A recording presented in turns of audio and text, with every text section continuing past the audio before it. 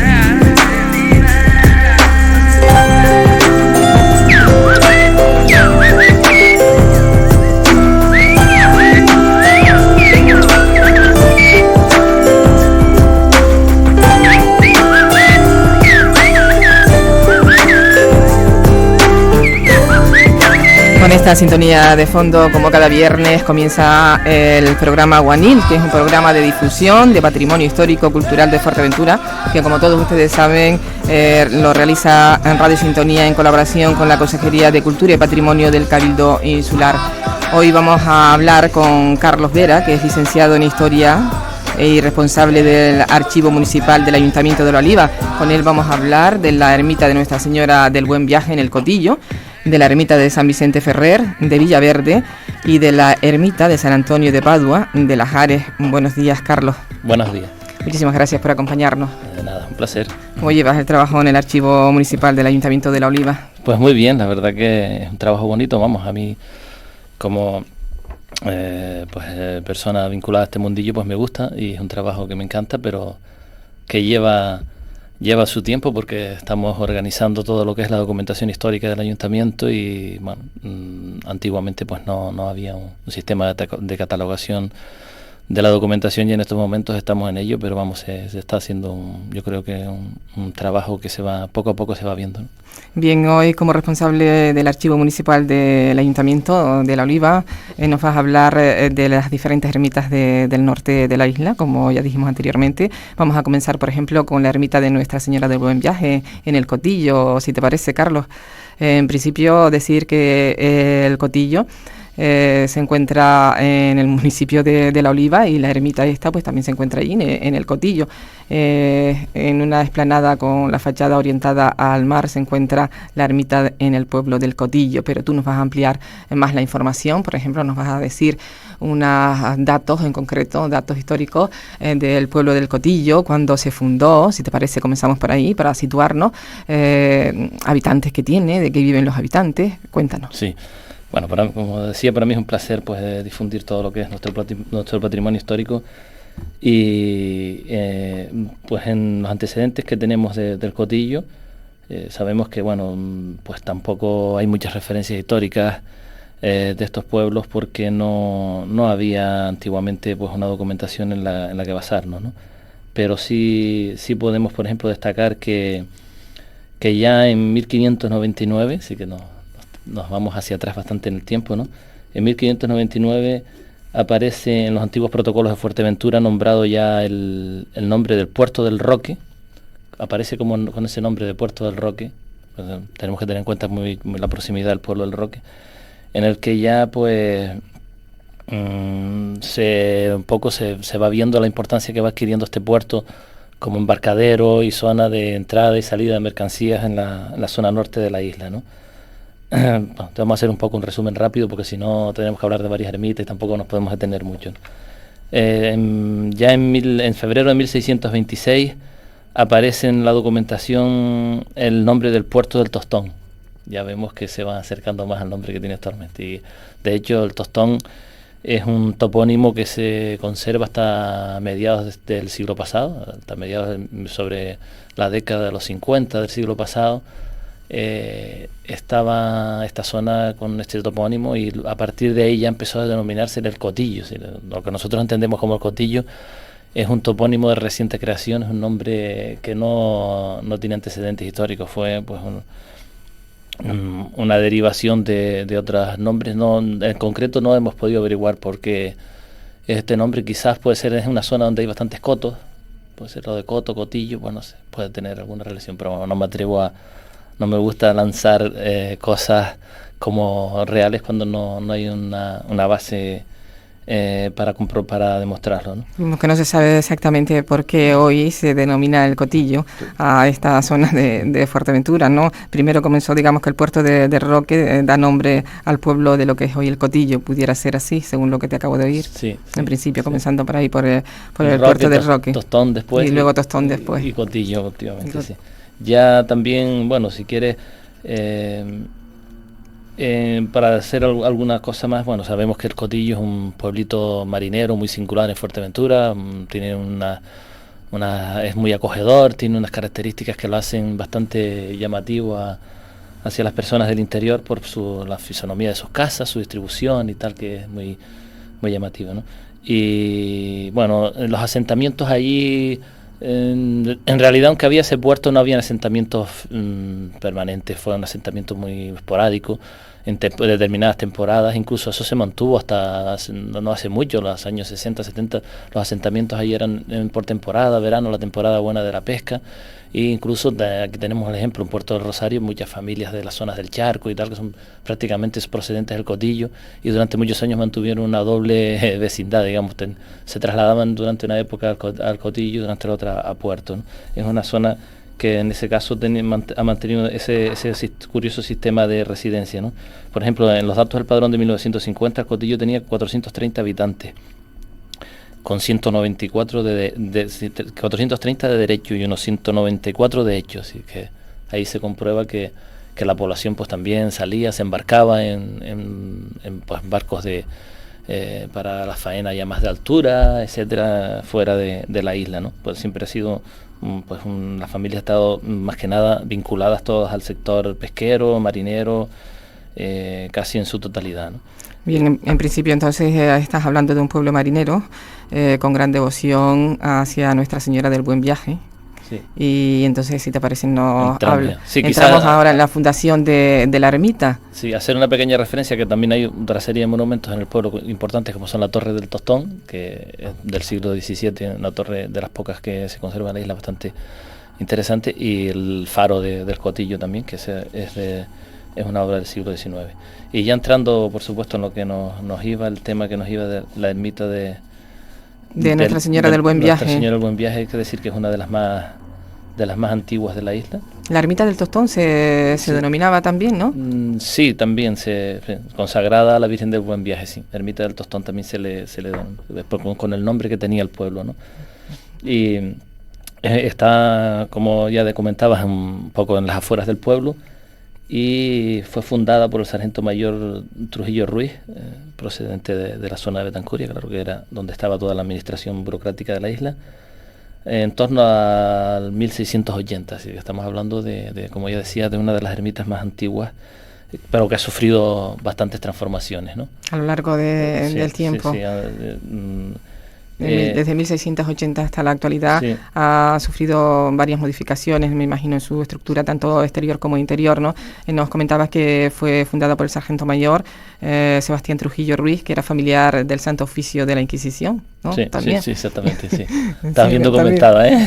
No, estoy documentada gracias a la información que tú me has pasado, Carlos. Me parece muy bien. Carlos Vera. Me parece muy bien porque se demuestra que eres una buena profesional.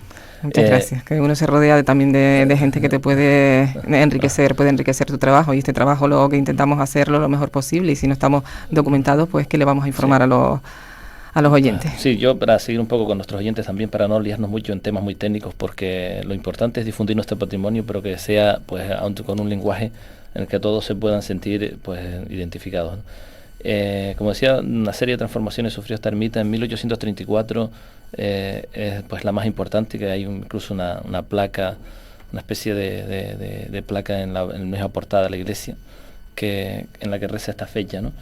La ermita es una modesta construcción, como casi todas las ermitas de Fuerteventura, con una planta rectangular, como la mayoría también, con una sacristía adosada al muro del Evangelio, y en definitiva lo más que se puede destacar de ella es que tiene también una portada, una forma de arco, que es un poco singular. No solo lo que es la puerta en sí tiene una cantería negra que simula un arco, sino la parte alta, el frontón, la parte alta, tiene también una forma circular, es un poco distinta a otras, con una cruz en el centro, y ya la espadaña está situada al lado del Evangelio, una espadaña muy sencilla Carlos nos está mostrando aquí unas fotos precisamente de la ermita de Nuestra Señora del Buen Viaje del Cotillo, sesionales. Esto es el aspecto exterior que presenta en la actualidad esta ermita, ¿no? ¿Tienes alguna foto antigua para comparar? Esta fue, sí las tengo, lo que pasa es que no las he traído. No decía si la tenías ahí. Esta fue restaurada recientemente por el Cabildo, por el Departamento de Patrimonio Histórico del Cabildo, y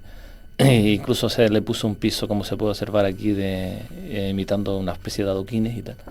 Y bueno, esta ermita hasta ahora pues se ha conservado toda su belleza, porque está en una zona, digamos, aislada de construcciones, y tiene una bonita panorámica, ¿no? En el arco decías que se recoge una inscripción con fecha 1834. Sí, arriba aquí justo donde está la placa, hay como una placa gris de piedra de cantería, con una cantería un poco color gris claro o algo así. Sí. Donde aparece la fecha de 1834, que fue la mayor restauración que se ha hecho, ¿no? Y luego ya también hay un pequeño calvario con una cruz de madera. Sobre la base de la cantería, sí, ¿no? Eso está en el centro del edificio, un poco más allá, que es esto, ¿no? Que lo tienen muchas iglesias de Fuerteventura, ¿no? La otra es una pequeña cruz, sí, la que está en la base de la cantería, ¿no? Sí, esa es una pequeña cruz, sí. Muchos símbolos cristianos, por supuesto. Y si quieres un poco entrando ya en lo que es el interior, sí. Tiene pues un artesanado a dos aguas muy sencillo, unas decoraciones en madera también muy tradicionales en las ermitas majoreras, con reminiscencias mozárabes y tal. El retablo es de madera de un solo cuerpo, dividido en 3 calles separadas por pilastras. En cada una de ellas hay una hornacina en la que se acogen las imágenes. La hornacina, para los entendidos, es como un hueco. Un hueco, en este caso, pues puede ser en la pared o puede ser en el retablo, que es donde van las imágenes. ¿No? Decías que en la ermita se cubre, digamos, en el interior con un sencillo retablo. Ajá. Yo decía el artesonado. No, el artesonado del techo, sí. Del techo, ¿no? Sí. A dos aguas. Sí. Sí, normalmente casi todas las ermitas de Fuerteventura tienen un artesanado de madera, y en unas está más labrado que otras, y algunos ejemplares en los que se puede observar pues, un bello trabajo geométricos, casi todos, ¿no? Y en este caso pues también el Cotillo tiene este sistema de trabajo, ¿no? Pues hablando de los elementos que configuran, que están en el interior de la ermita, como mencionabas el retablo, ¿te puedes detener un poquito más en el retablo? Si sí. Es de madera o... Sí, claro, es de madera, y ahí, como decía, están las imágenes separadas, en las que aparece Nuestra Señora del Carmen a la izquierda, una escultura de bulto redondo, como casi todas de bulto redondo. Pues también quisiera matizar que sí, son esculturas en las que están digamos singularizadas, independientes de cualquier conjunto, y que se pueden observar desde cualquier punto de vista, ¿no? Tienen una panorámica por delante, por detrás, etcétera, se pueden observar perfectamente. Pues esas son las esculturas en líneas generales que se le llaman de bulto redondo. Y la de Nuestra Señora del Carmen, que acabas de mencionar, ¿no? Que es de bulto redondo, sí. Es de fabricación reciente. Casi también. Todas. Exactamente no tenemos fechas concretas, pero sí, esto ha de ser pues siglo XVIII y XIX, sí.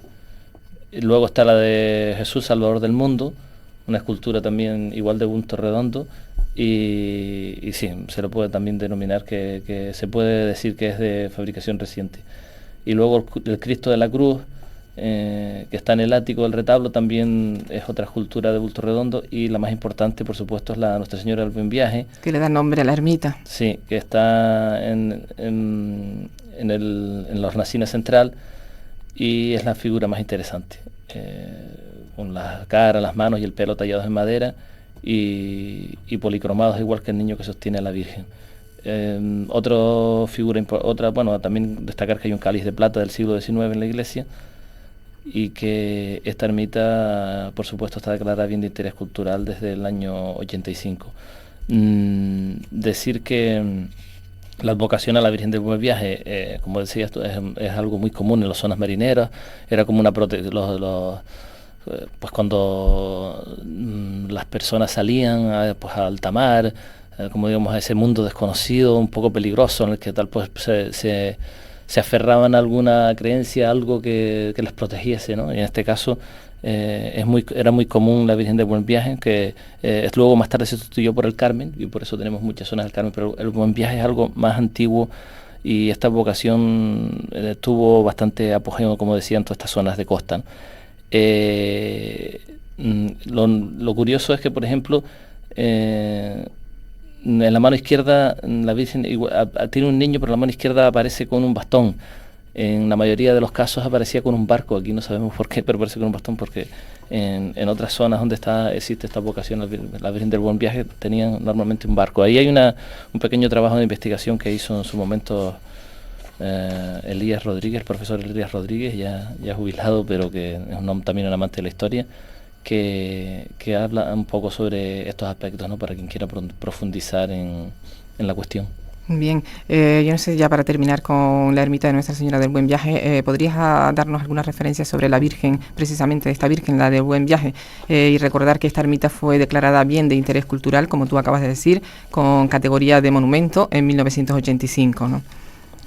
Sí, como decía, la vocación al Buen Viaje tuvo bastante, en los isleños, nuestros antepasados isleños, tuvo bastante arraigo, ¿no? Es una vocación relacionada con el medio geográfico, especialmente en este caso con la ultramar, y no es extrañar la gran aventura que suponía alejarse de las costas en aquellos tiempos a tierras desconocidas. Por ello, como decía, requiere requerían un grado de protección. En este caso, pues se auspiciaban o se cobijaban bajo el manto de la Virgen del Buen Viaje. En la imagen, como podemos verla aquí, en la propia fiesta del Cotillo, pues se le da incluso una procesión marinera, como en las zonas de costa es común. Y quizás me falta recordar que esta celebración, esta festividad se conmemora en agosto, el tercer domingo de agosto. Es una fiesta que tiene una fecha fija, y es de bastante tradición y bastante seguida, ¿no? Como yo creo que la mayoría de los majoreros conocemos.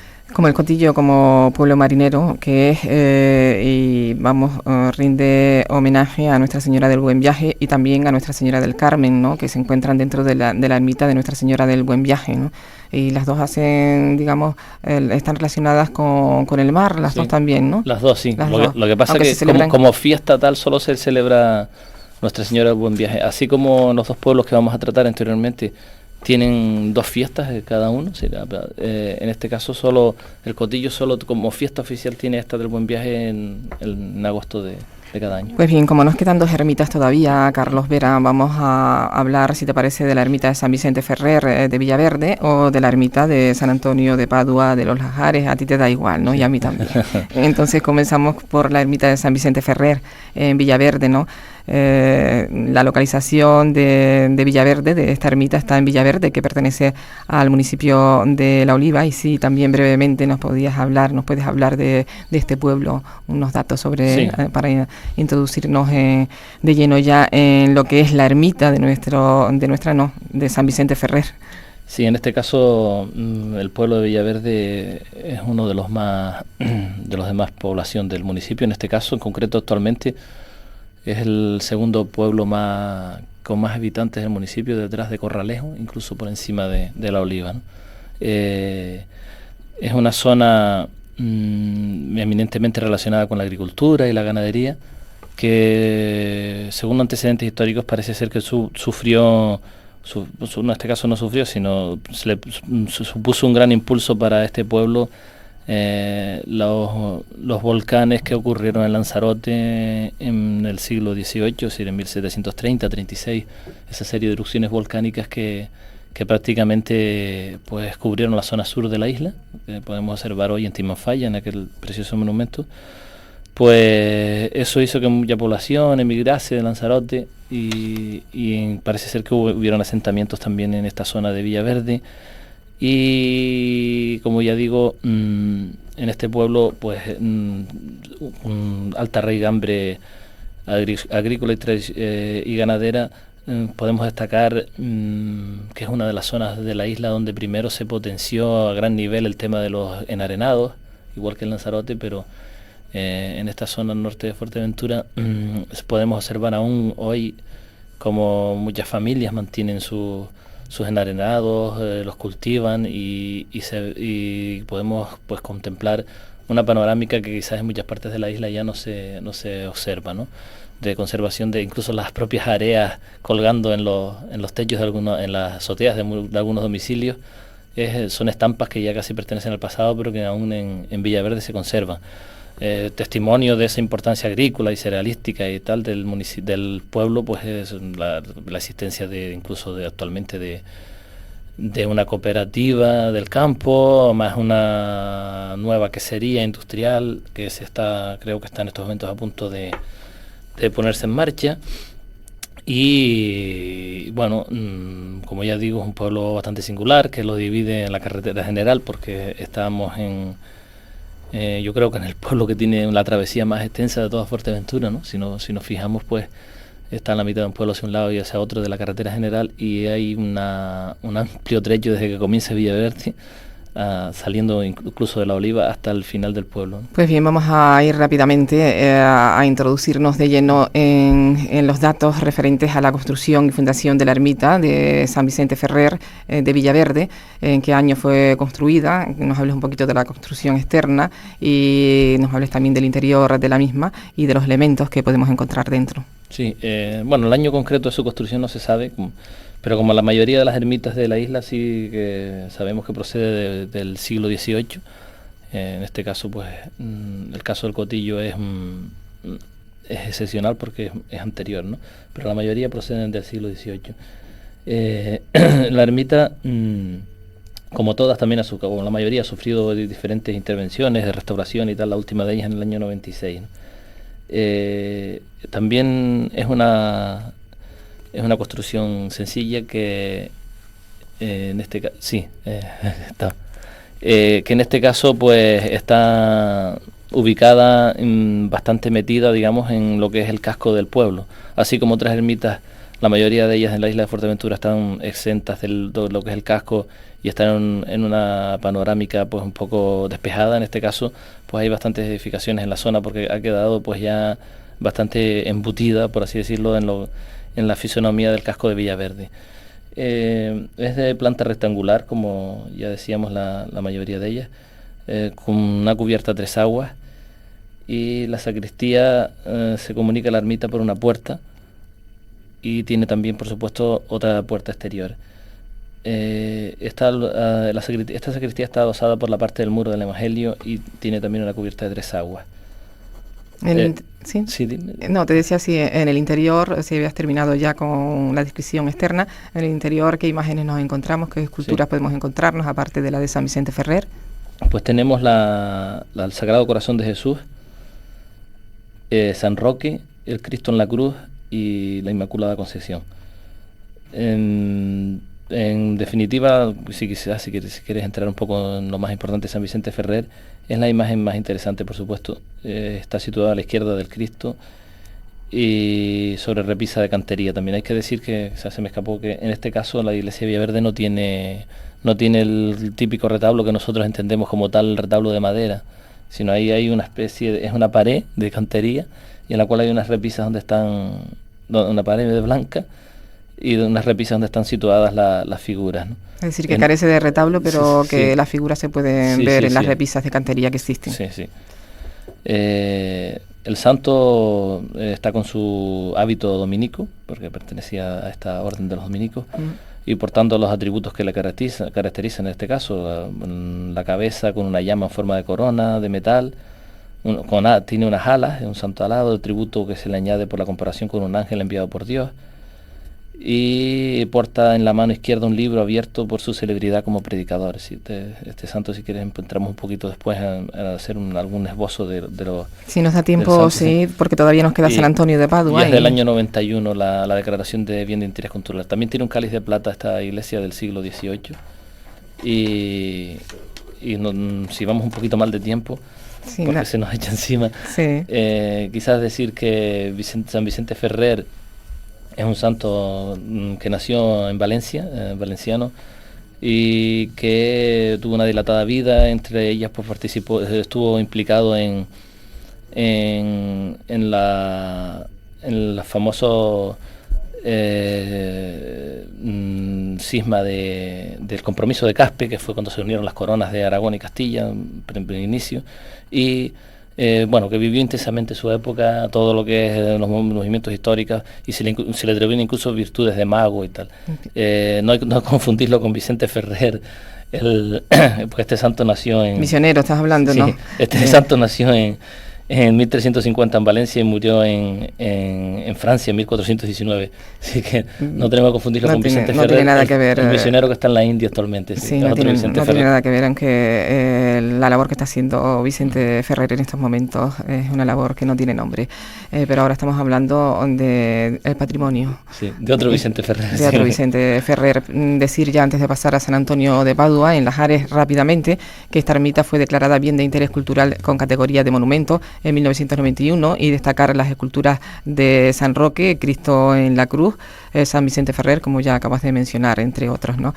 Y nos vamos rápidamente a San Antonio de Padua, que se encuentra en Las Ares. Las Ares pertenece al municipio de La Oliva, y lógicamente, en principio, cuando fue fundada esta ermita, la descripción de la misma, tanto exterior como interior, y las imágenes más importantes que nos encontramos dentro de esta ermita, aparte de la de San Antonio de Padua, Carlos Vera. Sí, bueno, muy rapidito decir que pues Las Ares más o menos tiene unos antecedentes parecidos a Villaverde, un pueblo que también tuvo sus primeros asentamientos poblacionales por la misma época, y que actualmente podemos decir que es un pueblo que ha sabido conservar su paisaje, su fisonomía, y tiene un paisaje volcánico precioso a mi entender, y además ha crecido de una manera muy racional, con unas construcciones acordes con el contexto y con lo que es su entorno, y que sus habitantes han sabido mantener un pueblo a mí muy llamativo a mi manera de entender, ¿no? Vamos con la ermita entonces. Sí, con la ermita, en este caso también pertenece al siglo XVIII y está en una zona más aislada que la de Villaverde, ¿no? Cuenta con 2 puertas de acceso, una lateral orientada al sur y la portada principal orientada a poniente, rematadas con un arco de medio punto también, que imita a sillares, porque no son sillares, es un arco de medio punto con color amarillo. Y quizás también podemos destacar la espadaña, que es un poco singular, labrada con cantería negra, y que tiene una cruz en el centro y dos pináculos. Es quizás lo más destacable del exterior de la ermita. ¿El interior de la ermita, Carlos? Sí, pues también igualmente tiene una techumbre de madera con 3 pequeños tirantes que unen los muros laterales, y la cubierta es de 4 aguas. En el retablo está en la cabecera de la ermita, y es un retablo pequeñito. Hay también representaciones pictóricas bastante recientes, y tenemos las imágenes del Cristo en la Cruz, la Milagrosa, San Antonio de Padua y nada más. Decir que bueno, que aquí se celebran dos festividades. Está la Milagrosa, que es el 27 de noviembre, y la de San Antonio de Padua, que es su santo principal, que es el 13 de junio. O sea, me olvidé comentar que también en Villaverde hay dos festividades, aparte de la de San Vicente Ferrer. Está también la festividad de verdad, un momentito, San Roque. San Roque, ¿no? Sagrado Corazón de Jesús. Sí, que es el primer domingo de septiembre, San Roque. Y el primer domingo de abril es San Vicente Ferrer, sí. Son tantos santos que a veces se le van los santos al cielo. Se le va el santo al cielo a uno, ¿no? Pero sí. San Antonio de Padua es la escultura más interesante. Estamos hablando de las Ares, la ermita de San Antonio de Padua, que es la escultura más interesante del templo, sí, ¿no? Sí, está tallada en madera, en bulto redondo y policromada, ¿no? Y representa el santo. Porta en la mano derecha un lirio, sí. Lirio, ¿no? Símbolo de la castidad. Símbolo de la castidad.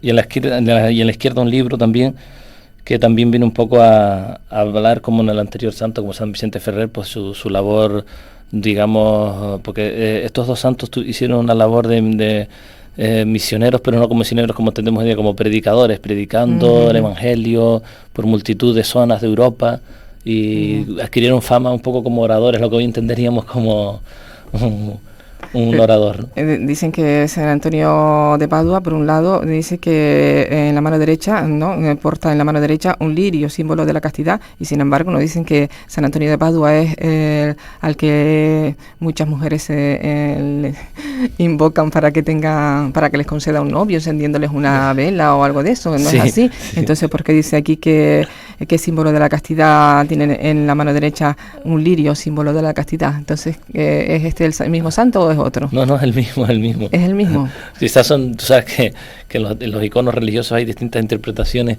de un mismo episodio, quizás obedezca a eso, ¿no? Bien, pues nada. Decir que este santo es muy curioso, al año de morir ya era prácticamente santo, es un caso muy poco habitual en...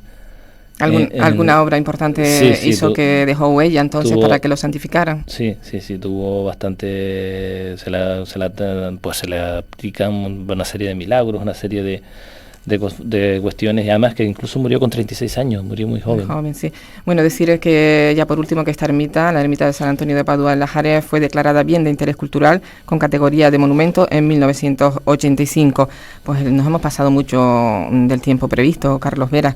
Darte las gracias por acompañarnos hoy hablándonos de estas diferentes ermitas, del Cotillo, de Las Ares y de Villaverde.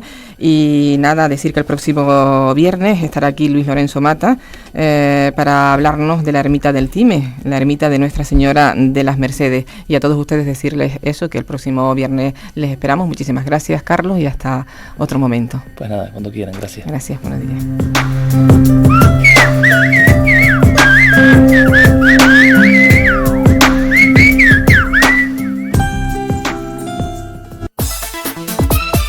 Radio Sintonía.